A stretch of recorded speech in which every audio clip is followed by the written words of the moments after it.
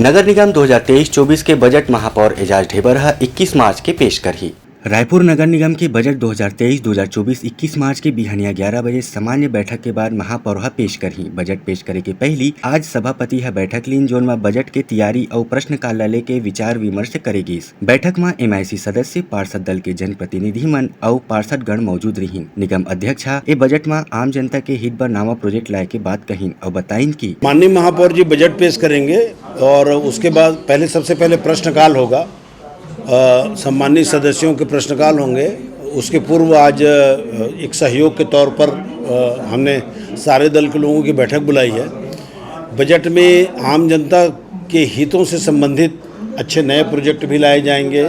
इसके बाद बजट पर चर्चा होगी। उसके बाद बाकी के जो प्रश्न हैं उन प्रश्नों के उत्तर और एजेंडा के जो विषय हैं उस पर चर्चा होगी। विपक्ष को घेरने के बजाय तथ्यात्मक बातें अगर रखें तो रायपुर शहर के लिए सुझाव आना चाहिए।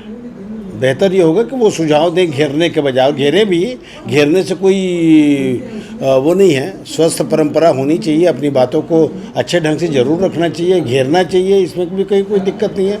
लेकिन एक अच्छी बात यह है कि सदन के अंदर उन चीज़ों की चर्चा ज़रूर होनी चाहिए जिसमें लगता है कि हाँ ये चर्चा होने लायक है और इसमें कुछ गलतियां भी हुई है तो उन गलतियों को सुधारने के लिए भी एक अच्छा व्यवस्था होनी चाहिए। तो मेरा सभी सम्मानित सदस्यों से आग्रह है आपके माध्यम से कि अच्छे तर्कपूर्ण चर्चा करें, तथ्यों के आधार पर चर्चा करें, वार्ड के विकास से संबंधित बातें उठाएं, रायपुर शहर के समन्वित विकास के लिए अच्छे से सुझाव आने चाहिए क्योंकि ये शहर सभी का शहर है और नाम सभी का होता है। अध्यक्ष दुबे के कहना रहीस कि विपक्ष ला पार्टी ला घेरे के बजाय विकास पर सुझाव देना चाहिए। फिर विपक्ष कमीशन खोरी के आरोप लगाइस और ए बारे में कहीन कि वार्ड और शहर के विकास पर पैसा नहीं दिए जाते। आज हमारे जिला अध्यक्ष जयंती पटेल जी हम सबको मार्गदर्शन देंगे और समस्त पार्षद दल के द्वारा जो रणनीति तैयार की जाएगी उसके तहत में कल हम सब सामान्य सभा में अपना ब्यौरा देंगे।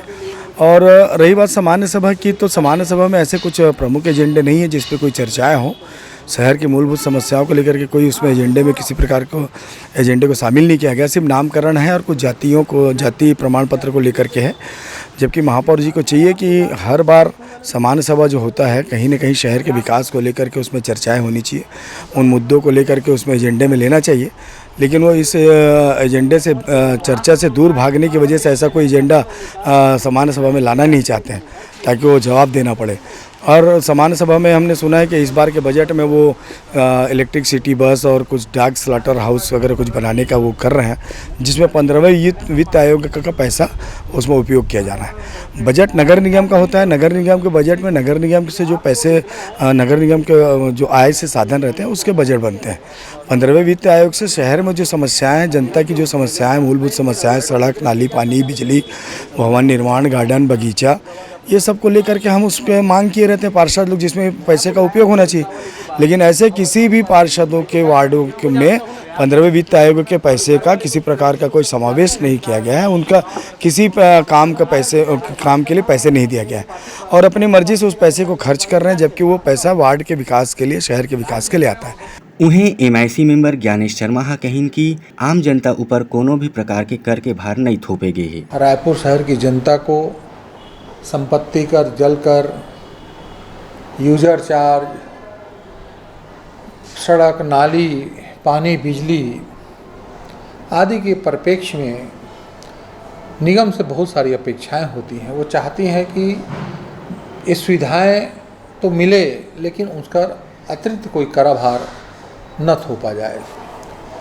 स्वाभाविक है और हमारा यह परिषद भी जो लगातार कांग्रेस के परिषद पर रायपुर शहर की जनता का विश्वास है और हम लोगों ने आप सब ने देखा है कि विगत 3 सालों में हम लोगों ने जनता के ऊपर किसी भी प्रकार का कोई कर भार नहीं थोपा है। मुझे ऐसा विश्वास है कि इस समय भी जनता की अपेक्षाओं के अनुरूप ही रायपुर नगर निगम का बजट होगा।